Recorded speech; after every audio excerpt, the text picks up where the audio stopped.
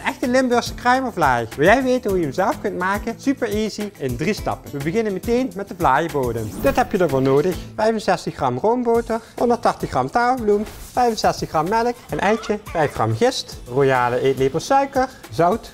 En al die ingrediënten die gaan we samen in één grote kom gooien. En als laatste de melk. Dit gaan we 5 minuten mixen. Deze die gaat nu 20 minuutjes reizen op een warme, tochtvrije plek. Stap 2.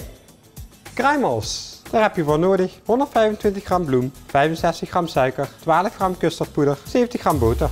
Dit gaan we hakken! Hak, hak, hak, hak. Wrijven tussen je handen, boter goed klein maken. Laat hem maar lekker tussen je vingers uitkomen. Ja, dit zijn ze. Boterkruimels. Kruimelvlaai zonder pudding? Dat kan niet. Dus stap 3, pudding. We gaan eerst de melk verwarmen en daar komt dadelijk een custardpapje bij.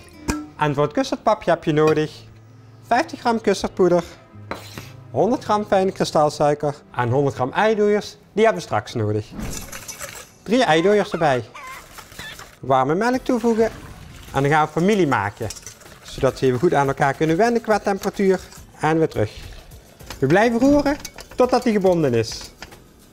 Bijna. Ja, daar gaat hij. Oh, nu moeten we oppassen. Deze gaat aan de kant. En deze heeft 20 minuten gerezen. Bloem. En dan gaan we hem rollen. Die kan erin. We gaan alle elementen samenvoegen. Tijd voor de pudding. En de kruimels. De rand eventjes eraf halen. Hij kan de oven in. En pak maar alvast je gebakswortjes, want over 20 minuten is deze jongen klaar. Ik heb hem al laten afkoelen en ik ga hem nu op een echte zondagse vlaaischaal zetten. Ruud goed hoor. Ik ben benieuwd wat sticht er van baks.